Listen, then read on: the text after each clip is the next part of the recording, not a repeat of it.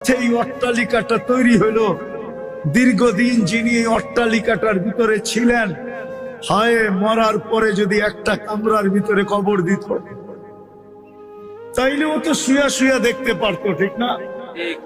আর না হইলে বাড়ির বাউন্ডারির ভিতরেই যদি দেওয়ালের পাশে কবর দিত, তাও তো দেয় না।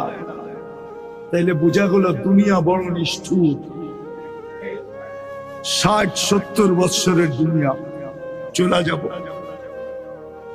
ইচ্ছা স্বাধীনতা দিছেন আমাকে বটে, এই জন্যই হস্তক্ষেপ করেন না। আর না হইলে সত্য এটাই, 24 ঘন্টা নুন কার খাই?